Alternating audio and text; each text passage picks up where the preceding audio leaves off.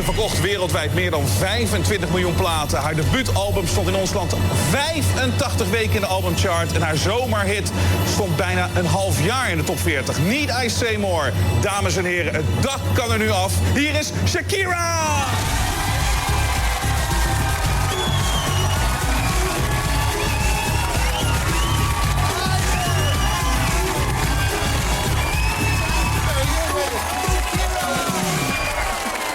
Wow, fantastic!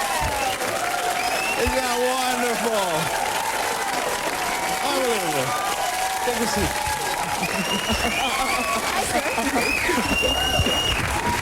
Shakira, welcome to the show. Welcome to Jensen. Dankjewel. Oh, dankjewel. That's very nice. That's very nice. Excuse me. I knew you were multilingual, but you also speak Dutch? Yeah, man. Oh, you always fooled me. Well, I wish. Yeah, you would have liked to have spoken because you speak three languages. Task. Next task. Yeah. Because you speak 3 languages already, right? Yeah, 3.5. 3.5, okay. So we have Spanish. Uh-huh. We have English. Uh-huh. We have Chinese. No, Portuguese. Portuguese. Yeah. And a little bit of Italian, that's why I say half. Oh, okay, so Dutch is next for you. Yeah, exactly. All right, well, I gotta tell you, I'm a little bit flabbergasted. I think I've done over 100 shows already, but I think tonight I have the most beautiful girl ever on my red couch. It is broken. He's such a gentleman. Absolutely true. That's not true, I know, but thank you. It is true, it is true. I mean, it's, of course, we've had Erika Terpstra. She was one of them. No.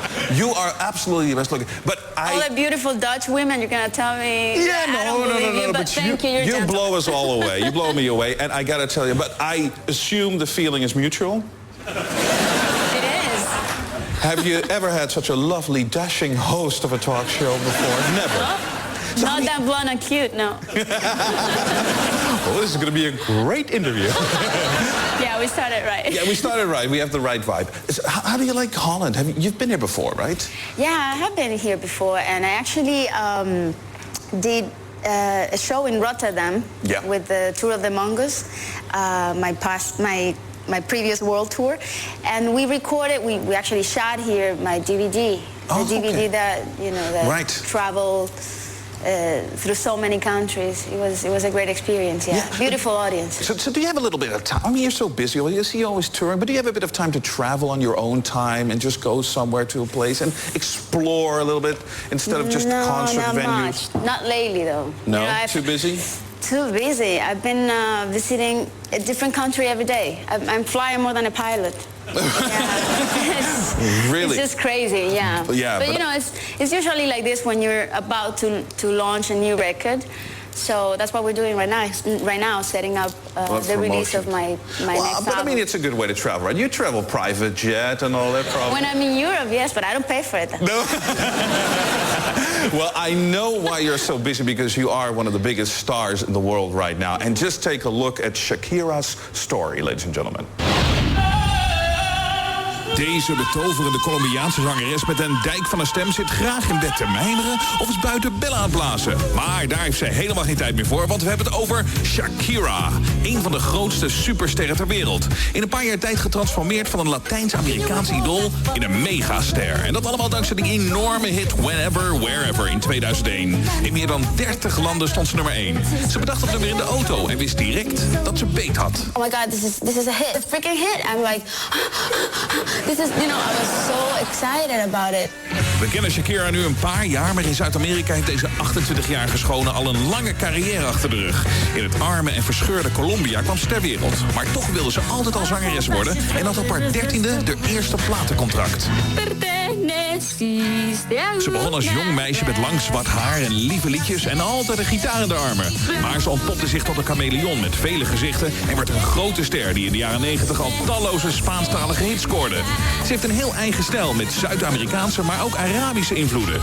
Zeer sexy en warmbloedig, doordat ze een Colombiaanse moeder heeft en een Libanese vader. Misschien dat ze hierdoor ook een van de beste danseressen is en waanzinnig lenig. Shakira is bijna een kat als ze danst, maar wel een heel lekker katje. Sometimes I get inspired on animals. I made a whole sequence inspired on cats. Het gevolg is bekend. Shakira is nu overal een superster die ook met de ballad Underneath Your Clothes over de hele wereld een dikke hit scoorde.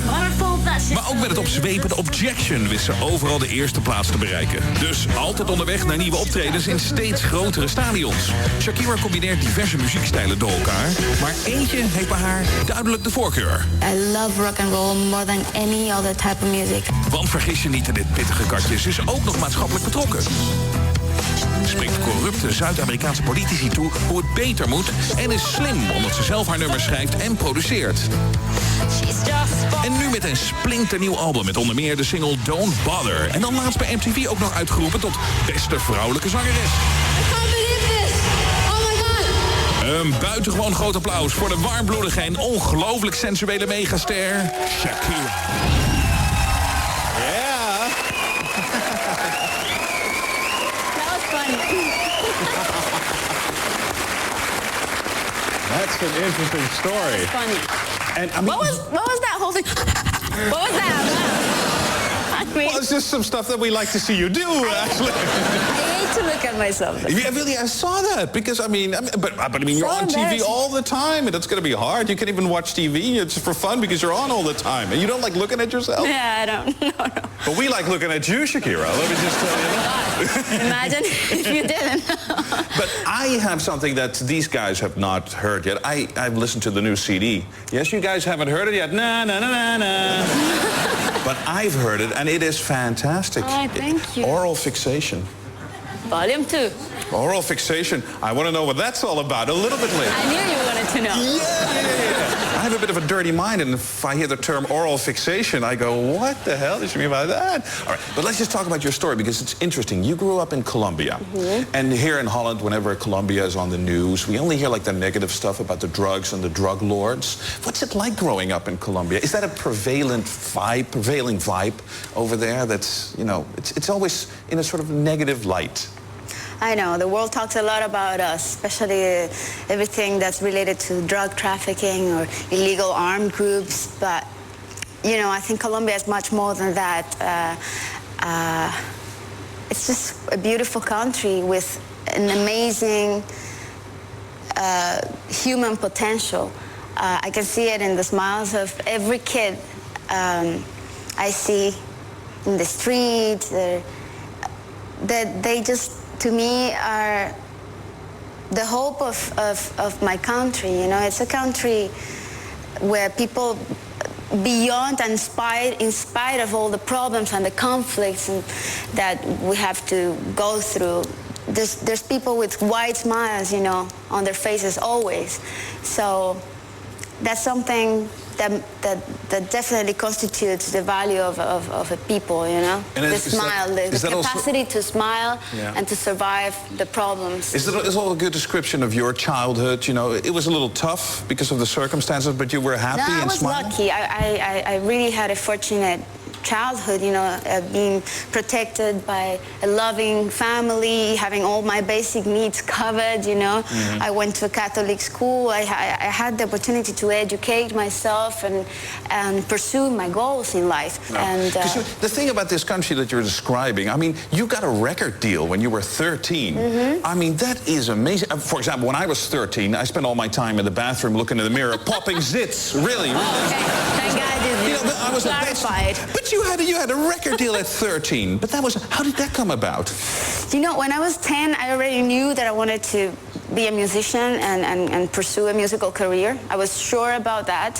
So I started, you know, putting my head in that space, and every step I took was, you know, heading towards that goal.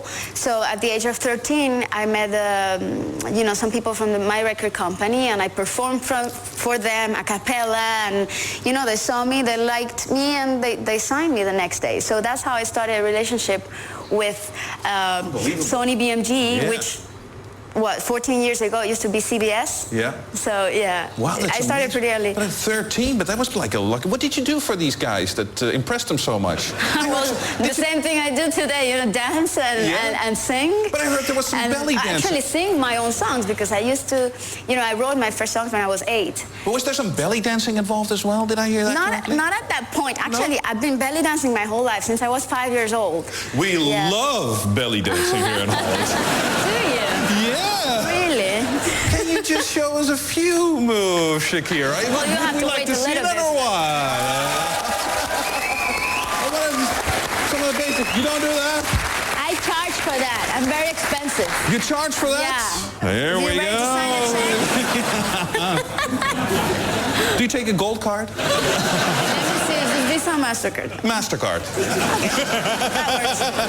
No, but just it's on the basic move, but belly dancing, that's an art. I think it really is an art, right? And you still do that nowadays? I mean, dance, to me, is a very serious art. I have so much respect for dancing, And, I take it very seriously. And you still do that sometimes, the belly dancing a little bit at home or in the bathroom? Sometimes, It's very funny because some people think that the way I move might be considered, for some people, like I said, provocative, or misinterpreted.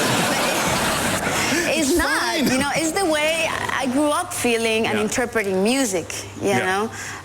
Maybe because Colombia is such a multicultural country as well, with a huge African heritage, and also a great percentage of immigrants from all over the world, including the Middle East. So I grew up very exposed to all of these influences, and I feel that when I dance, I sort of take a little bit of each culture and introduce or take it to my pop world, Yeah. You got a record deal at 13. Was it an instant success? Were you popular from the start, or did it take a few? No, pop music was non-existent in Colombia at all. The folkloric music, the tropical sort of music, vallenato, cumbias, all of this kind of music was very successful, but there was no national pop scene back then. So it was really hard for me to even, get a video shot back then. Really, a proper video clip shot. So when did that happen? When did the breakthrough? So, it hasn't been a path of roses. It's been one brick after the other under the sun with sweat, Yeah. But you played in a soap opera as well. Did I hear that correctly? Yeah. Yeah. Yeah, but that's part of my obscure past. Let's not go there. You were 15. Let's talk about it then. You were 15 at the time, I think? 17. 17. Yeah. Who did you play? Helena Helmink? No, Luisa Maria. Oh, did you play? What was it? Were you like the... I was the main role, actually. Yeah? It was a long time ago. I had to pay the bills, Yeah, correct. But what happened to you on the soap? Because these roles in soap operas, people get married and divorced in one episode, and then they die, but then they're all of a sudden alive. Well, all of it. All of that. All of it happened to you? Yeah. In one episode.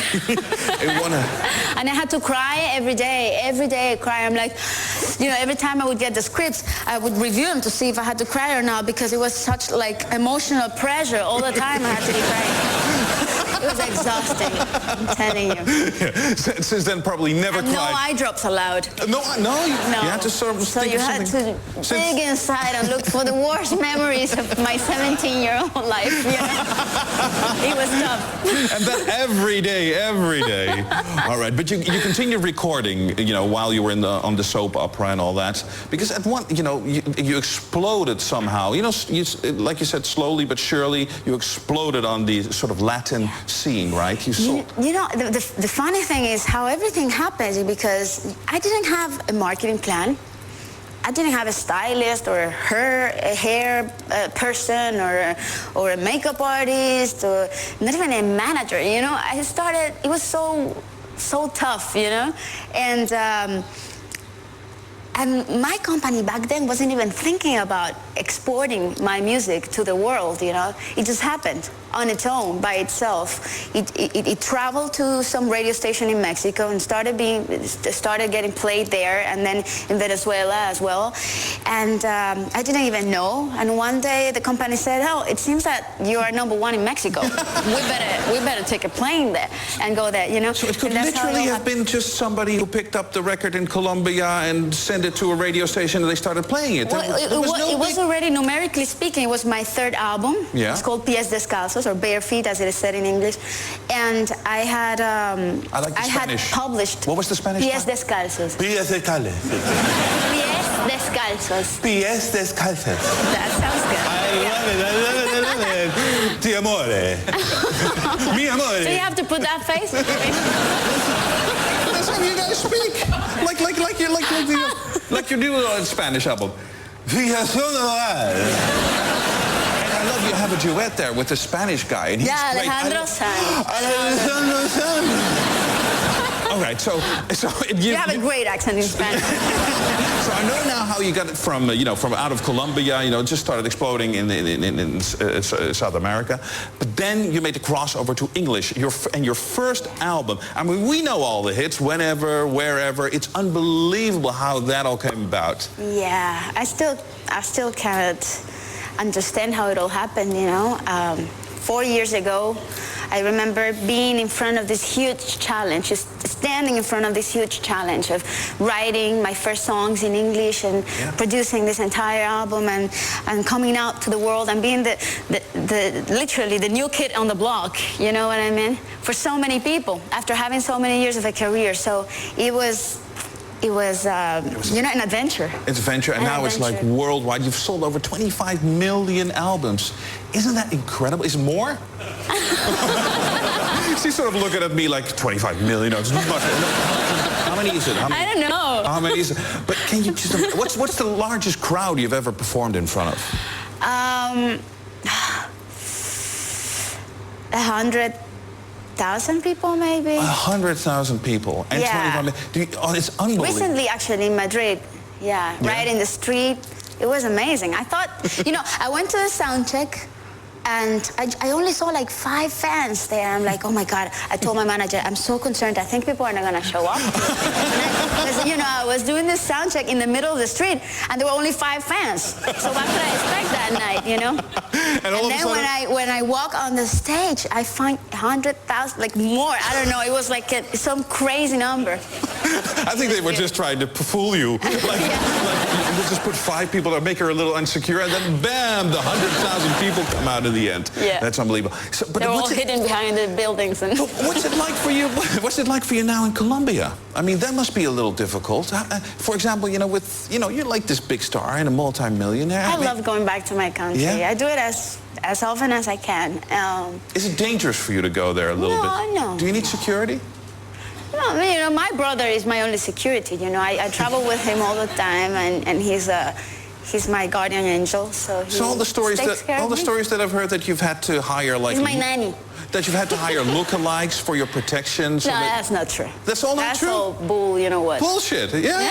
Because I didn't say that. You finished the sentence.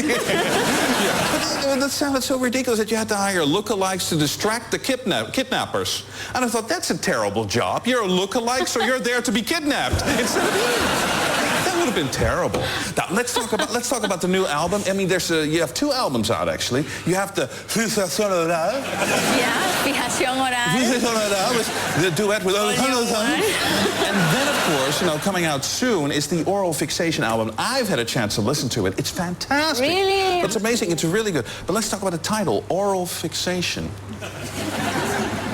When I hear that, and I have a dirty mind, my mind starts to wonder. What do you wonder? Oral fixation, that says, if I hear the term oral fixation, it's like somebody who's like very orally fixated. We are. Yeah, but what do you mean by the title? Well, don't you think that your biggest source of pleasure is your mouth? Hey, now we're talking. I think so. It's correct. I mean, what we eat, what we say, what we sing, what we kiss. Go on. Yeah. I live through my mouth. What can I tell you? You know, everything I've said and the things that I should have never said, you know, came out from this mouth. So yeah, I'm very oral that way. You're very oral. But very oral. I love my women who say that. I love women that say that. You're very oral. You know, to me, that's a term, it's a psychoanalytical term. Yeah, it's an analytical. So it has many dimensions to me, you know. Because you also, I read many layers. You feel like you're in a very animalistic stage of your life, right? I read that somewhere. I don't know what animal was that, but it was like a little kitten, and I love it when you're a little kitten, baby. But that's true, right? Like the song says, I'm really a cat, you see. But tell me, could you elaborate a little bit on that? How do you feel like you're in this, what does that feel like? I mean, what do you mean by the whole idea of being close to your animalistic I have no you? idea. You know what? I'm still trying to understand many of the things that I say. You have to take this into But is it sort of being true to yourself or close? I don't know. You know, I think it has a lot to do with the fact that I'm a 28-year-old woman. Yeah. Finally, I got to this stage in my life in which I'm very much in touch with the woman inside. And the woman is very much in touch with the animal as well. So there's something going on different than, you know, maybe a couple of years ago, 3-4 years ago. I don't know. I was feeling very much like an adolescent still, but today I feel like an adult. I finally arrived to the world of adults. So you feel like you can really express yourself now in every sense of the word. It's like, you know, there's maybe this power that's coming out of you. I think it's something that happens to women when they're getting close to their 30s. Yeah. You know, they start feeling a little more comfortable in their own skin. That's happening to me. Wonderful. I think that's a great story. So what's with this boyfriend stuff? Why do you have a boyfriend? What's this all about? You have a boyfriend, right? Who is the bastard? Why are you doing that to us? I want you to be single. Really? Yeah. Is your boyfriend here? No. Oh, very good. What are you doing tonight? Dinner? So how long have you known this guy? No, he wants to be serious. Yeah, I want to be serious now. How long have you known this? Antonio, right? Yeah. I've been dating him for 5 years. For 5 years? 5 years? Yeah. I'm more stable than what I look like. Yeah. 5 years? Is that your longest relationship ever? 5 years? Yeah? Oh, yeah. And you think this guy is the one? I think so. Really? No 5-year itch feeling coming up? No. Oh, so far, so good. And you want to have kids when you're around 30 years old, right? I read that somewhere. Really? Yeah, you said that. Oh, no, I never said that. Yeah, but you're so orally fixated. You're so orally fixated. I've said so many things in the past. Today I hear him or read him, I'm like, what was I thinking?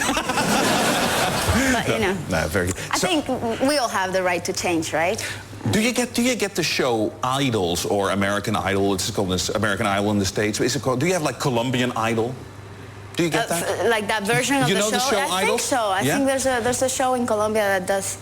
But you're familiar with the show, right? There's a show like that in every country. Yeah, correct. So well, we have one as well. And the funny thing is, you know, you have these auditioning rounds, you know, where people come in and audition and, you know, have like the jury give them a reading. But the thing is that all the girls seem to sing Shakira. No. Yeah. Oh my God. And I want to show you a few of those girls. And I know I want to see that. yeah, we want to see that. We want to see that, right? Yeah.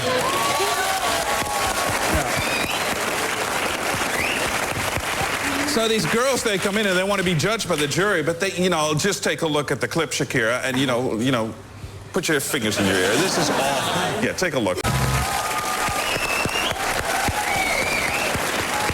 That is so sweet. Yeah, it's sweet. That is so sweet. Yeah.